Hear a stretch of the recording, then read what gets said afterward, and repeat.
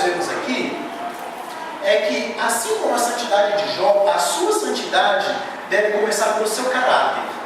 Assim como a santidade de Jó, a sua santidade deve começar pelo seu caráter. O versículo 1 diz assim: havia um homem na terra de Uz, cujo nome era Jó, homem íntegro e reto, temente a Deus e que se desviava do mal.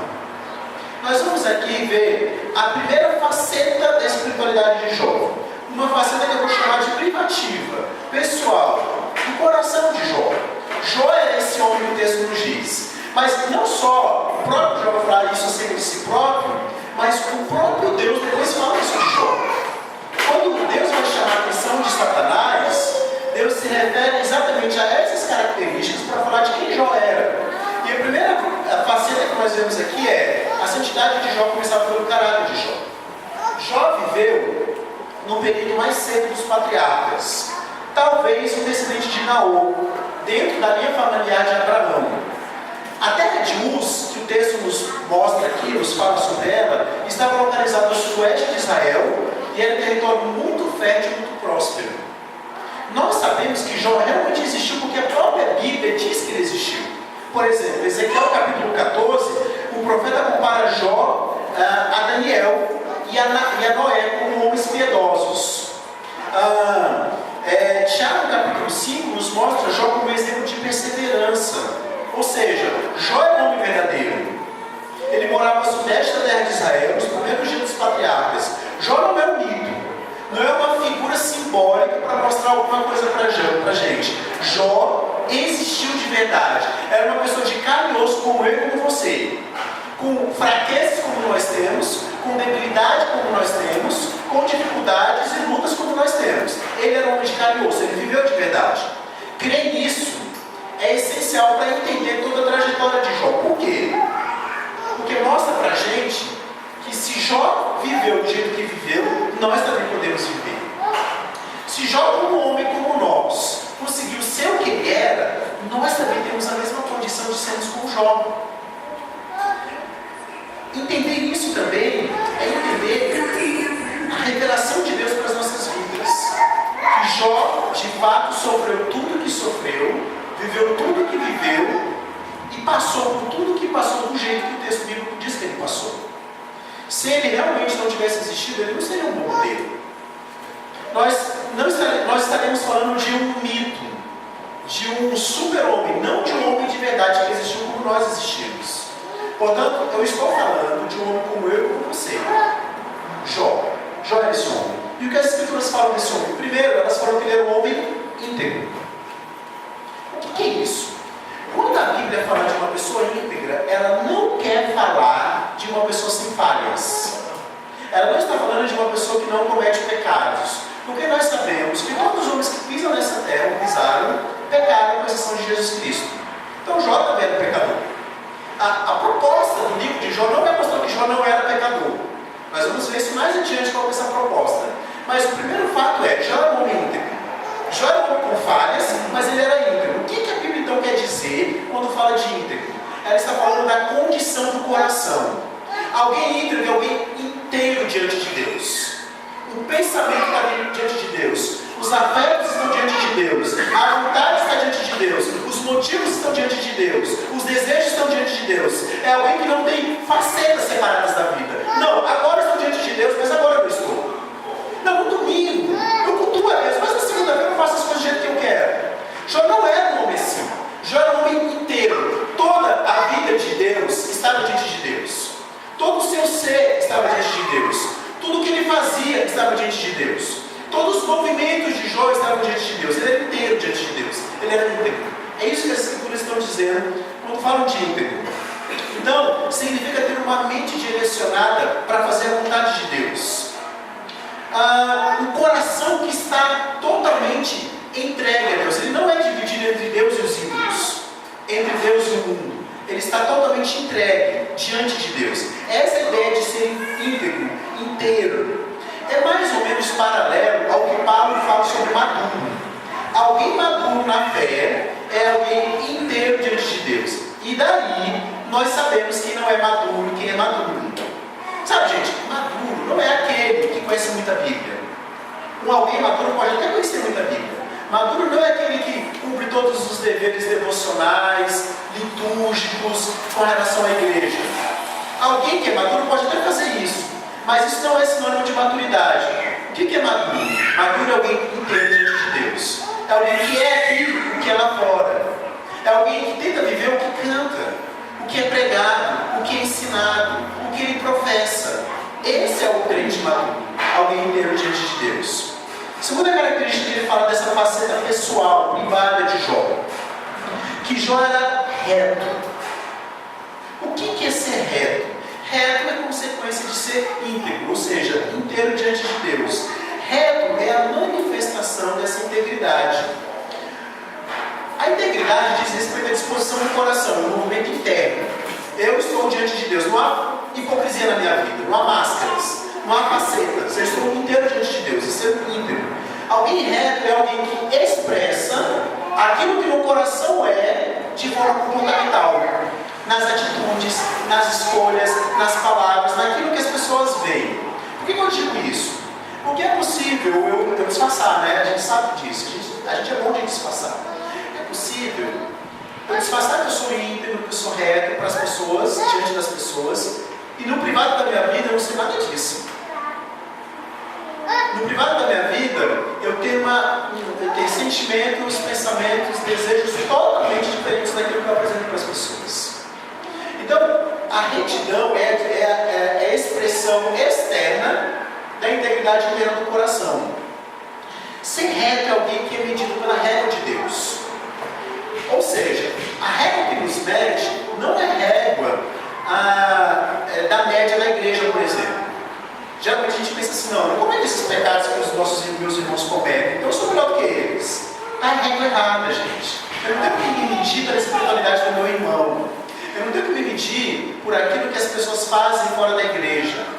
A régua pela qual eu tenho que me medir é a régua de Deus. E qual é a régua de Deus? A sua palavra, os seus mandamentos.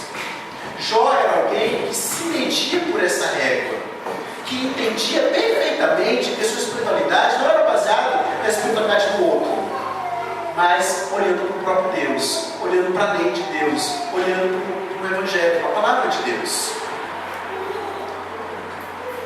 Quando as Escrituras dizem que Jó era um homem reto, elas dizem que a sua vida estava de acordo com a lei de Deus. O reto ama a palavra de Deus. O reto ama andar com Deus. O reto ama o culto a Deus. O reto ama a pregação da palavra. O reto ama o aconselhamento da palavra. O reto ama a instrução da palavra. O reto ama a palavra de Deus porque entende que é uma expressão do caráter do próprio Deus. Jó era um homem assim. O texto continua falando, diz que Jó era um homem temente a Deus. E o temor a Deus é o cerne do nosso coração. O que teme a Deus, obedece e adora com as motivações corretas. Por exemplo, às vezes a gente disfarça, né? Às vezes a gente fala que teme a Deus diante das pessoas, mas no privado não teme. Uma pessoa que, por exemplo, um jovem, um adulto, um homem, que vem à igreja, que cultua, que faz tudo bonitinho diante das pessoas, mas que no privado da sua vida vê pornografia, ele não teme a Deus. Porque se ele temesse a Deus, ele entenderia que Deus está vendo o que ele está vendo ali naquela hora. E ele teria um santo temor no coração. Ele tremeria diante da possibilidade de desonrar e ofender a Deus, incluindo o privado da sua vida. Jó era um homem assim. Ele temia a Deus. Não só para as pessoas verem. Não simplesmente para disfarçar, para mostrar que era espiritual diante dos olhos das pessoas. Ele temia a Deus no privado da sua vida. E isso fazia obedecer e adorar a Deus. O temor a Deus surge do conhecimento do quão maravilhoso Deus é, do quão grandioso Ele é. Agora um detalhe, isso só acontece quando estamos em Cristo. Se não estamos em Cristo, não temeremos a Deus. Podemos até disfarçar e disfarçar bem, mas no fundo, não temeremos a Deus. Quarta característica de Jó. Jó era um homem que se desviava do mal. Desviar-se do mal é resultado de temer a Deus, não é? Quando eu temo a Deus, mesmo que ninguém esteja vendo o que eu estou fazendo, eu me desvio do mal, porque eu sei que Deus está vendo, eu sei que Deus está presenciando aquilo que eu estou fazendo, mesmo que ninguém mais veja. Consequentemente, eu me desvio do mal. Já é um homem assim. Se você teme a Deus, se você você. Jó odiava o pecado. Essa era uma razão pela qual ele não conseguia entender o conselho dos seus amigos. Os seus amigos diziam para Jó que ele deveria confessar o pecado, né? E não ficar bem com Deus. Mas Jó falava assim: mas eu não cometi um pecado proporcional no sofrimento. Eu não consigo ver uma relação de causa e efeito do pecado específico no sofrimento. Sim, eu sou pecador, mas eu não consigo entender que há uma relação entre o pecado meu e esse sofrimento pelo qual eu estou passando. E os amigos de Jó queriam convencê-lo disso. Mas Jó não conseguia entender esse discurso. Por quê? Porque Jó era um homem que se desviava do mal. Ele ficou horrorizado com aquelas acusações, porque ele odiava o pecado. O pecado para Jó era nojento. O pecado para Jó era corrupto.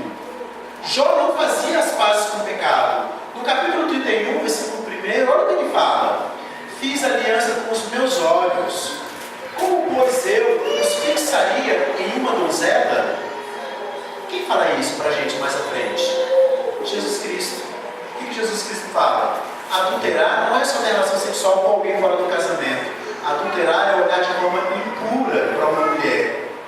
Jó está falando isso. Jó está falando assim: olha, eu fiz uma aliança com os meus olhos, para não fixá-los em uma donzela, para não desejar uma donzela. Ele estava tão consciente do seu próprio pecado, do seu pecado de luxúria, de cobiça, de lascívia, que ele fez um pacto com seus olhos para não olhar de maneira indecente para uma mulher. Vocês estão vendo aqui que Jó se reconhece como pecador? Que Jó reconhece a luta do coração?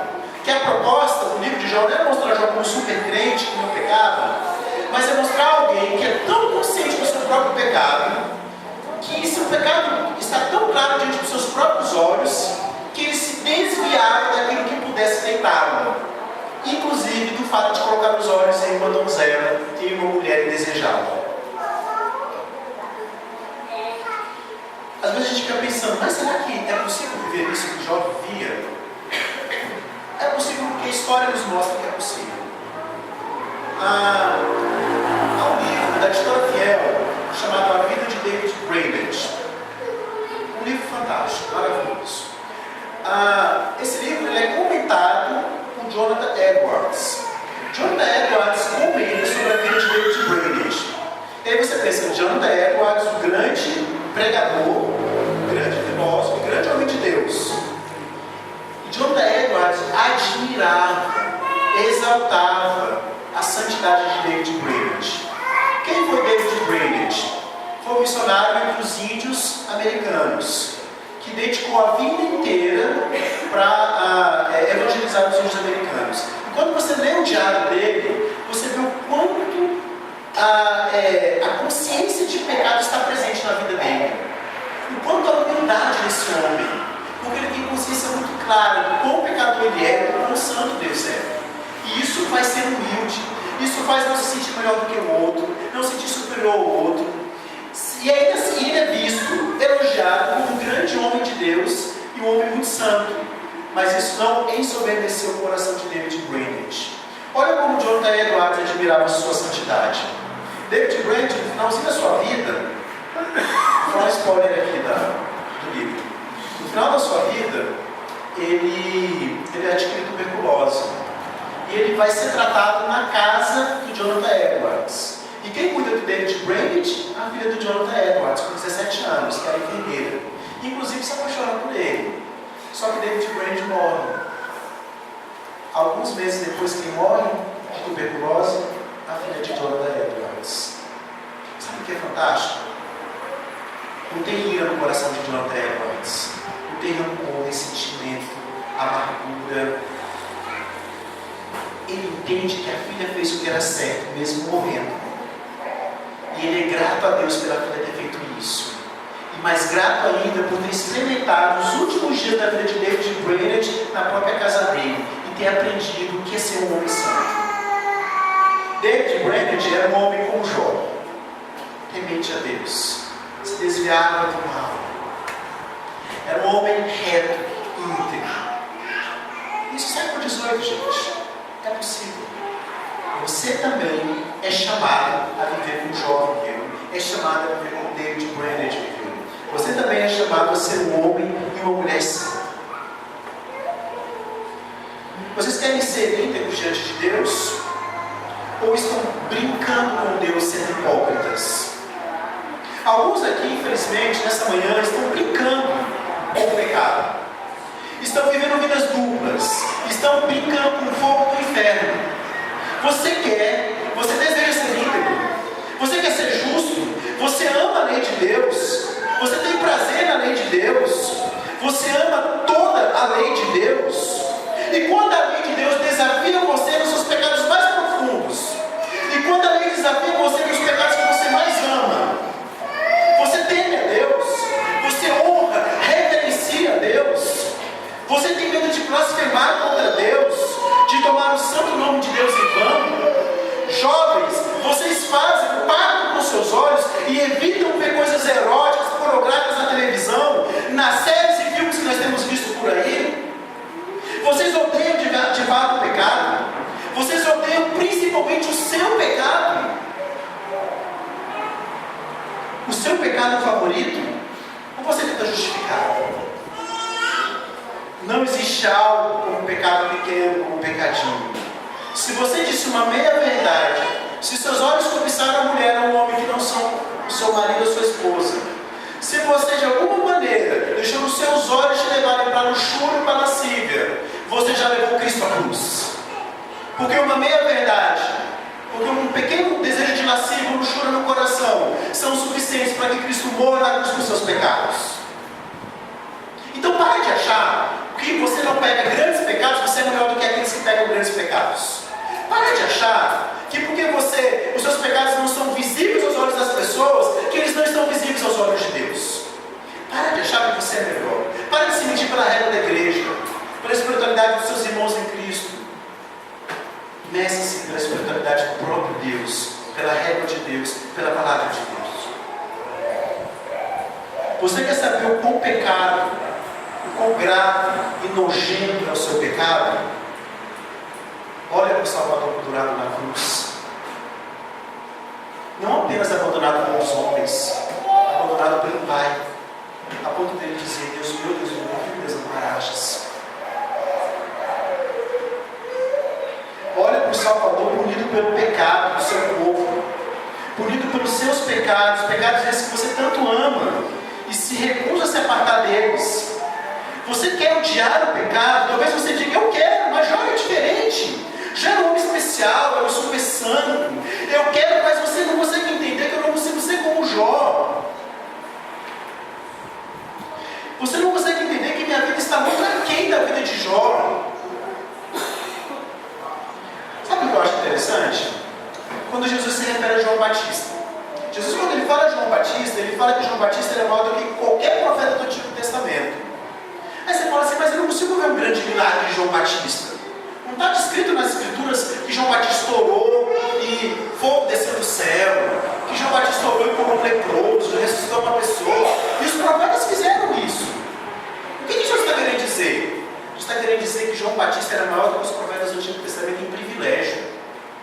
Ele viu Jesus Cristo, ele batizou o Filho de Deus, ele teve contato com a palavra encarnada.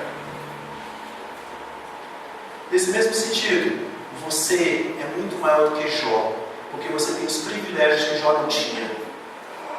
Quando Jó existiu, não tinha a palavra de Deus.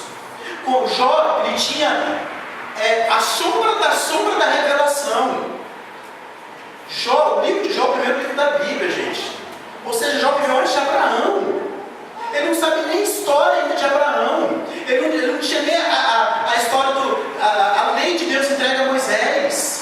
E você tem isso. Você tem a palavra de Deus. Você tem a igreja onde pode se reunir, ouvir a pregação, ouvir a instrução da palavra, cultuar a Deus, orar pelos irmãos e os irmãos orarem por você. Você tem os sacramentos da Santa Ceia e do batismo que reforçam a sua fé, que te fazem caminhar na luta contra o pecado, que te fortalecem nessa luta. Você tem privilégios que Jó não tinha. Então não fala que não consegue ser como Jó. Consegue, só que você não quer. Essa é a questão. Você não quer ser íntegro, você não quer ser reto, você não quer ser temente a Deus e você não quer se desviar do mal. Porque os recursos que você tem, muito mais do que Jó tinha, e ainda assim se recusa a ser. Mas não era só a espiritualidade privada de Jó que temos destaque aqui no texto. O texto também destaca a espiritualidade familiar de Jó. Olha no versículo de número 2, 4 e 5. Acompanhe aí a sua Bíblia. Nasceram-lhe 7 filhos e 3 filhas. Versículo 4. Seus filhos iam às casas uns dos outros e faziam banquetes, cada um por sua vez, e mandavam convidar as suas 3 irmãs a comer e beberem com eles. Decorrido o turno de dias de seus banquetes, chamava Jó a seus filhos e santificava. Levantava-se de madrugada e oferecia o holocausto segundo o número de todos eles, pois dizia: talvez tenham pecado os meus filhos e blasfemado contra Deus em seu coração. Assim o fazia Jó continuamente. Interessante que, apesar de o que hoje é considerado maldição, biblicamente é considerado uma bênção, né? A Bíblia sempre fala que ter muitos filhos é uma grande bênção de Deus. Só que hoje é uma opção, né? Ninguém quer ter muitos filhos. E aí, Jó foi abençoado, grandemente abençoado com muitos filhos, 10. 7 meninos e 3 meninas. E o texto descreve que eles eram prósperos, tinham suas casas, amavam uns aos outros, tinham prazer em estar juntos. Mas a chave para isso é que Jó cultivava uma piedade familiar, não apenas pessoal. Nós podemos deduzir que os 10 filhos de Jó eram convertidos. Por quê? No último capítulo do livro de Jó, Deus restaura tudo em dobro que Jó tinha. Por exemplo, ele tinha 7 mil ovelhas, Deus deu 14 mil. Tinha 3 mil camelos, né? Ele perde todos eles e Deus dá 6 mil. Ele tinha 500 juntas de boi, perde tudo e Deus dá 1000. Ele tinha 500 jumentas e Deus deu 1000. Só que o texto fala, no capítulo 42, que Jó tinha 7 filhos e 3 filhas. E Deus dá novamente 7 filhos e 3 filhas. Por que Deus não deu tudo? Aí nós temos a possibilidade, a impressão de que todos os filhos de Jó eram convertidos, porque não precisava ter dobro. Jó não perdeu os filhos. Eles estavam no céu, na glória. E Jó iria reencontrar-se com eles um dia. Por isso Deus não precisou dar o dobro. Porque os filhos de Jó eram convertidos, eram crentes, eram homens e mulheres de Deus. E por que eles eram homens e mulheres de Deus? Claro que Deus os elegeu, mas Deus usou Jó para santificá-los, para evangelizá-los, para levá-los até o próprio Deus. Jó fazia isso. Eles tinham o costume familiar de passar na casa uns dos outros e fazer festas. E o texto, no versículo de número 5, fala que Jó santificava os seus filhos. O que significa se santificar? O texto também fala que ele se levantava de madrugada, e essa ideia de levantar de madrugada dá a ideia de quão esforçoso Jó era, e quão diligente ele era. Ele fazia isso de madrugada, ele buscava santificar os filhos em detrimento do seu próprio sono. Ele fazia e ele oferecia sacrifício para os seus filhos. Porque talvez os filhos tivessem pecado em suas festas. Provavelmente nesses momentos o que Jó fazia? Ele reunia os seus filhos e os desafiava a se arrependerem dos seus pecados. E os ensinava como viverem da maneira que Deus queria que eles vivessem. A buscar a Deus e pedir perdão pelos seus pecados. Ou seja, Jó ativamente cultivava uma piedade familiar. Ele buscava a conversão, a santificação dos seus filhos e filhas. Ele desejava que cada um deles fosse como ele, íntegros, tementes a Deus, que se desviassem do mal e fossem retos. Pensando nessa faceta da vida de Jó, eu me lembro uma vez da pregação do Paul Washer, né? E nessa pregação, ele fala que uma certa vez um jovem procurou e falou assim: eu quero muito evangelizar os chineses. Aí o Paul Washer falou assim: mas por que você quer evangelizar os chineses? Ele falou: porque eu amo os chineses. Eu adoro os chineses, eu penso nos chineses, eu oro pelos chineses, eu leio tudo sobre os chineses. Eu quero evangelizar os chineses. Aí o Paul Washer, naquele dia, discutiu dele e falou assim: você não ama os chineses. Ele falou: como assim eu não amo os chineses? Você disse que é porque você não conhece nenhum chinês. É muito fácil amar quem a gente não conhece, ou dizer que ama quem a gente não conhece. E esse é o nosso desafio, meus irmãos. Amar como Deus manda que amemos os nossos filhos e cônjuges. Amar a nossa família, como Deus manda aqui, não é amar do jeito que a novela da Globo diz que você tem que amar, não, tá? Não é amar do jeito que o filme de Hollywood fala que você tem que amar. Não é aquele amor piegas que eu estou falando. Eu estou falando do amor que Deus manda que amemos. E o centro desse amor é: eu preciso evangelizar os meus filhos. Eu preciso apresentar o Cristo ressurreto a eles. Eu preciso levá-los a Deus por meio de Jesus Cristo, porque isso é a coisa mais importante da vida deles. Não adianta eles serem doutores, mestres, grandes profissionais, super bem-sucedidos, super populares e irem para o inferno. Eu preciso levar os meus filhos à cruz. Quem ama de verdade, não do jeito da novela da Globo, não do jeito dos filmes de Hollywood, não do jeito que os seus vizinhos amam, mas quem ama do jeito que o Evangelho diz que devemos amar, leva os filhos à cruz. Evangeliza os filhos. Mostra quem Cristo é e o Cristo ressurreto, e vive para a glória desse mesmo Cristo. Jó fazia isso, e ele é um exemplo para todos nós de como devemos fazer isso. Eu não necessito de Deus mais do que eu necessito no meu casamento, na minha família. Eu necessito desesperadamente de Deus na minha família. Gente, é muito fácil ser espiritual diante de vocês. É muito fácil abrir um sorriso plástico e cumprimentar todo mundo. É muito fácil ser legal com vocês, bonzinho com vocês. E ser espiritual aqui na igreja é o lado mais fácil da minha vida. Ser espiritual diante da minha esposa e do meu filho é o lado mais difícil. E eu necessito desesperadamente da graça de Deus para ser espiritual diante deles, porque eles mais do que ninguém veem os meus pecados. É somente pela graça, pelo poder, pela soberania e pela verdade de Deus que eu sou capaz de ser o homem que Deus me chama a ser diante da minha esposa e do meu filho. E sinceramente, até que eu me torne, até que você se torne esse homem e essa mulher que Deus quer que você seja, nós não deveríamos falar de mais nada. E eu fico assim, às vezes, triste quando as pessoas falam assim: de novo a gente vai falar sobre casamento, sobre vida conjugal. A gente vai parar de falar quando os casamentos de vocês forem excelentes. Aí a gente para de falar. Porque até que isso não aconteça, nós não temos necessidade de falar de mais nada. Porque essa é a essência do chamado de Deus para nós. Sinceramente, eu ser um bom pastor e vocês serem bons crentes aqui diante dos nossos olhos, não é nada diante do chamado que vocês têm para serem bons maridos, esposas e pais. Grandes pregadores não deveriam ter suas biografias escritas por terem negligenciado suas famílias. A gente vê assim: fulano foi grande missionário, foi grande pregador, grande isso, e a família destruída. Que biografia é essa, me digam? Que biografia é essa? Que os filhos não são crentes, que os filhos vão para o inferno, que os filhos não foram evangelizados, que em prol de trabalho, em prol de igreja, em prol de ministério, em prol de status, negligenciaram suas famílias e abandonaram seus filhos, deixando-os caminharem para o inferno. Que biografia é essa? Do que vale a pena isso? E exatamente o casamento, meus irmãos, que tem testado o calibre do meu caráter. Eu tenho descoberto que eu não sou tão amável quanto eu achava que eu era, que eu não sou tão gentil e delicado quanto eu achava que eu era, porque o casamento tem testado o calibre do meu caráter. Ele tem mostrado quem realmente eu sou. É a minha família que mostra quem realmente sou, o quão grotesco, o quão pecador, o quão miserável eu ainda sou.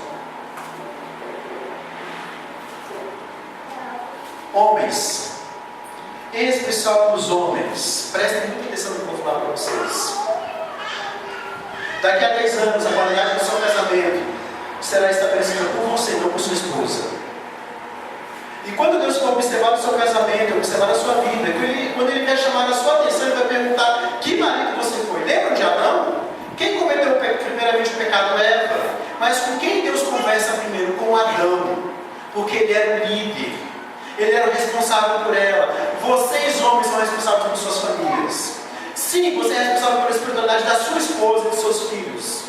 Você não é culpado do pecado deles, mas é responsável. Sim, vocês são. Vocês podem não querer ouvir o que eu estou dizendo, vocês podem não concordar com o que eu estou dizendo, vocês podem não aceitar o que eu estou dizendo, mas essa é a verdade. E essa verdade vocês terão diante dos seus olhos quando estiverem diante de Deus. Vivam os homens que Deus os chama a serem nos seus casamentos. Morram esposas, se sacrifiquem por elas, cuidem dos seus filhos, eduquem os seus filhos, ensinem o Evangelho a eles. Isso é prioridade na vida de vocês. Nada é mais importante do que isso. Boa escola não é mais importante. Boa roupa não é mais importante. O Evangelho é a coisa mais importante para a vida dos seus filhos. Jó vivia isso, Jó pensava assim. E graças a isso, e graças a Deus, Jó se encontrou com seus filhos na eternidade. Queira se encontrar com seus filhos na eternidade. E eu pergunto para vocês hoje: vocês estão ativamente buscando a conversão e santificação dos seus filhos? Não é suficiente a provisão física, financeira, material. Não é suficiente que vocês sejam prósperos materialmente. Vocês sabem como seus filhos são espiritualmente. Vocês conversam com seus filhos a respeito da vida espiritual deles. Vocês os ajudam a cultivar um coração temente a Deus. Vocês fazem culto doméstico. Vocês ensinam as escrituras a eles. Vocês os disciplinam quando eles pecam. Vocês os ensinam a amar o dia do Senhor, o culto a Deus. Ou vocês facilmente trocam o culto a Deus por uma festa de aniversário. O lar de vocês é estruturado na palavra de Deus e pela palavra de Deus. Você sabe o que o seu filho mais velho está fazendo no computador e vendo na internet? Que tipo de música ele está ouvindo? Como está o estudo bíblico dele? Você sabe se ele está não apenas lendo, mas aprendendo das escrituras? Vocês revisam o sermão que é pregado aqui com eles em casa? Você conversa com eles sobre a vida cristã deles? Sobre a relação deles com Deus? Jó fazia isso. Ele cultivava a piedade familiar. Vocês fazem isso? Terceira faceta e última da vida de Jó. Assim como Jó, você deve cultivar uma santidade social. Assim como Jó, você deve cultivar uma santidade social. Jó cultivava uma santidade pessoal. Jó cultivava uma santidade familiar. Jó cultivava uma santidade social. Vejamos o versículo de número 3.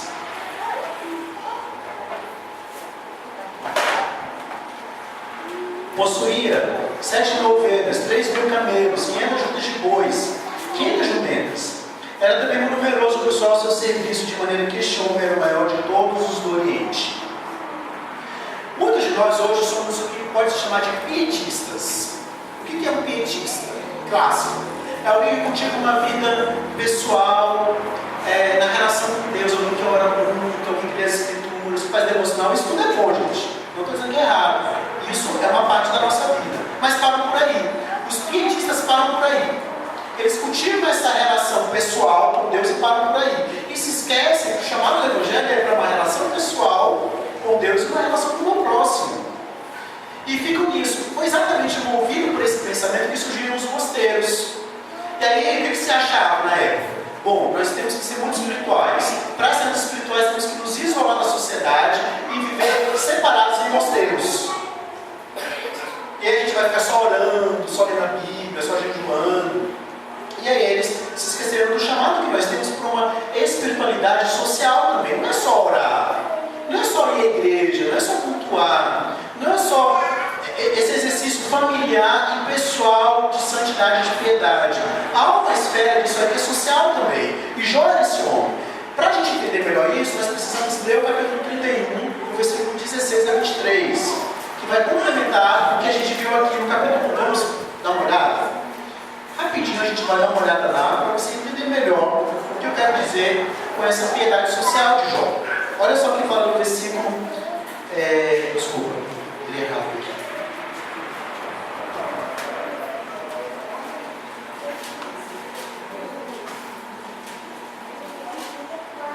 Versículo 16 diz assim: se retire o que os pobres desejavam, ou fiz desfalecer os olhos da viúva, ou se sozinho comi o meu bocado e o órfão dele não participou, porque desde a minha mocidade cresceu comigo como se eu lhe fora o pai, e desde o ventre da minha mãe fui o guia da viúva. Se alguém que pereceu por falta de roupa, e ao necessitado por não ter coberta, se os seus lombos não me abençoaram, se ele não se aquintaram com alanos ou os cordeiros, se eu levantei a mão contra o órfão, por me ver apoiado pelos juízes da porta, então caia a omoplata do meu ombro e seja arrancado o meu braço da articulação. O que Jó está querendo dizer é: eu coloquei a minha riqueza à disposição dos necessitados. Eu coloquei a minha riqueza à disposição dos miseráveis. Eu coloquei a minha riqueza à disposição dos órfãos, das viúvas, daqueles que precisavam. Eu coloquei as lãs das minhas ovelhas para aquecer aquele que não tinha como se abrigar do frio. Ou seja, Jó está mostrando para a gente que ele cultivava uma piedade social que extrapolava o seu lar, extrapolava a sua vida privada. Jó era uma bênção para o próximo. Ele fazia de tudo o que era possível para aliviar a necessidade do seu próximo. E essa, meus irmãos, é uma parte muito importante da piedade cristã, da santidade cristã. Fazer o bem, compartilhar o que nós temos, aliviar a necessidade dos pobres, principalmente dentro da própria igreja. Agora, isso se dava porque Jó era um homem não apenas preocupado com a piedade pessoal ou familiar, mas ele estava preocupado com a sociedade onde ele vivia. Ele é um modelo para nós que Deus nos ensina em Jeremias 29, 24-7, fala assim: cresçam em pacto, em aliança, em continuidade pactual, mas estejam preocupados e orem pelo bem-estar da sociedade onde vivem. A cidade se alegra quando o íntegro está lá.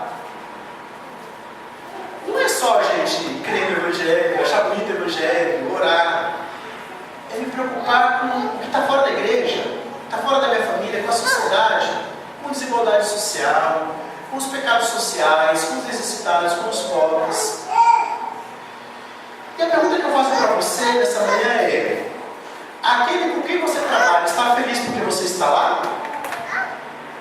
No comércio, na escola, na vizinhança, as pessoas se alegram com a sua presença? Você vive uma piedade exemplar para o mundo que te observa? Você é sal? Você é luz? Você manifesta a bondade e generosidade de Deus? Deus nos chamou para isso. E eu me lembro da história de John Wesley. John Wesley, grande pastor metodista, ele vivia muito tranquilamente com 30 libras por ano. Acho que era isso, 30 libras por ano. Só que chegou um dia que a empregada da casa dele, a moça que trabalhava na casa dele, estava muito frio na Inglaterra e ela não tinha um agasalho para se aquentar no frio. E John Wesley já havia gastado com ele próprio todo o dinheiro dele. E aquilo corrompeu a consciência de John Wesley. Ele não conseguia ficar em paz com o fato de saber que todo o dinheiro que ele havia ganhado, ele havia gastado consigo mesmo. E quando uma pessoa surgiu diante dele com uma necessidade, ele não pôde entender a necessidade dessa pessoa porque ele já havia gastado o seu dinheiro. E aí ele faz uma aliança com ele mesmo, um pacto com ele mesmo. Ele se pactou que viveria apenas com 30 libras anuais. E se a renda dele passasse de 30 libras, tudo que passasse ele utilizaria para abençoar o próximo. Então, ele começou com 30 libras anuais, depois ele passou a ganhar 90, depois ele 20. Anos mais tarde, ele passou a ganhar 1.400. Mas ele viveu até o final da sua vida apenas com 30. Quando John Wesley morre, não havia mais de 100 libras nos seus bolsos e em suas reservas. E ele ensinou isso para suas ovelhas. Estima-se que John Wesley acumulou durante toda a sua vida mais ou menos 30 mil libras. Mas com aulas que ele dava, panfletos que ele escrevia, livros que ele escreveu, e o próprio pastoreio. Mas ele vivia com as 30 libras que ele se comprometido. Não estou dizendo para você fazer o mesmo. Só estou dizendo o seguinte: nós precisamos pegar essa história como princípio para entender. Eu preciso colocar os meus bens à disposição do meu próximo. Eu tenho que parar de pensar só em mim. Não é, gente, não é aquela ideia assim: não, mas pastor, se eu posso gastar, por que eu não posso? Por que eu não gasto comigo mesmo? Não é essa a ideia, gente. É a ideia assim: se eu posso gastar, por que eu gasto mais com o meu próximo? John Wesley tinha um princípio bem interessante. Ele falava assim: quando o crente aumenta a sua renda, ele não tem que aumentar a sua qualidade de vida, ele tem que aumentar a sua generosidade. Só que a gente não pensa assim. Eu sei que isso é extremamente contracultural, eu sei que classe média não pensa assim, dificilmente vai pensar assim. Classe média quer ganhar cada vez mais para gastar cada vez mais, eu sei disso. E eu sei que a proposta que eu estou trazendo é difícil. Mas eu quero só que você pare para pensar um pouco mais as pessoas que necessitam. Você entenda que a sua espiritualidade espiritualidade tem que extrapolar a sua relação pessoal com Deus e sua relação familiar. Ela tem que abençoar a sociedade. Você tem que pensar o seguinte: tem que ter na minha renda uma sobra para ofertar, para dizimar e para ajudar o próximo. Se isso não está acontecendo, sinceramente, você está expressando um grande individualismo, uma grande preocupação apenas com o seu próprio conforto. Aqui nós vemos Jó com essa figura completa. Um homem que cultivava uma espiritualidade pessoal, um homem que cultivava uma espiritualidade familiar, um homem que cultivava uma espiritualidade social. Ele é uma fotografia adequada para nós. Ele é uma fotografia que nos chama a ser simples, retos, tementes a Deus, não desviado do mal. É isso que Deus quer para mim e para você. Esse é o padrão que Deus coloca diante dos nossos olhos. E sabe de uma coisa? É possível. Se Jó não tinha a revelação completa e conseguiu ser o homem que ele foi, por que você que hoje tem as Santas Escrituras, os sacramentos, a pregação da palavra, o aconselhamento da palavra, a comunhão com os irmãos, o culto a Deus, por que você não consegue? Você não tinha o que, Jó não tinha o que você tem. Jó não tinha os recursos que você tem. Jó não tinha os privilégios que você hoje tem. E ainda assim ele conseguiu ser esse homem. É tudo uma questão de luz, como eu já comentei aqui uma certa vez. Imagina que você está no meio escuro, vendo uma pessoa. Você não sabe quem é essa pessoa, ela está se aproximando, os passos que próximo de você. E você começa o coração a disparar, você a ter tremores, você não sabe o que essa pessoa vai fazer com você. Qual que é a reação natural da maioria de nós? Sai correndo. Agora imagina que você está no mesmo meio escuro, no mesmo meio, mas não está escuro. Tem luz, muita luz. E vem chegando uma pessoa, e você vê essa pessoa. Você vê o rosto dessa pessoa, você vê o sorriso dessa pessoa. Você sabe que ela é amorosa, que ela é gentil, que ela é protetora, que ela não vai fazer mal para você. Pelo contrário, ela vai te proteger. O que você faz? Você aproxima dessa pessoa. Você tem a luz do Evangelho. Você não está em trevas. Não está no beco escuro. Você vê o Filho de Deus através da palavra. Você tem luz. Você pode viver de uma maneira muito melhor que Jó vivia. Você pode ser muito mais íntegro que Jó, muito mais reto, muito mais temente a Deus e prontamente se desviar do mal. Hoje nós temos a luz do Evangelho sobre nós, completa, total, revelada a nós. Nós temos o que Jó não tinha. Então, se você ainda não tem o Senhor Jesus Cristo como seu mestre, como seu Senhor, eu quero te dizer que é tempo de se arrepender. É tempo de reconhecer a verdadeira luz. É tempo de se entregar à luz. É tempo de viver por essa luz. E se você já o reconhece, você já o tem, mas ainda não está vivendo nessa luz, ainda os seus pecados estão te amarrando, enredando, é tempo de você confessá-los, pedir perdão e caminhar na luz.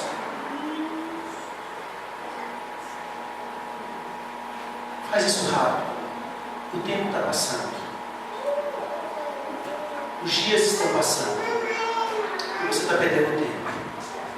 Faz isso rápido. Não fica nas trevas. Deus te chama à luz.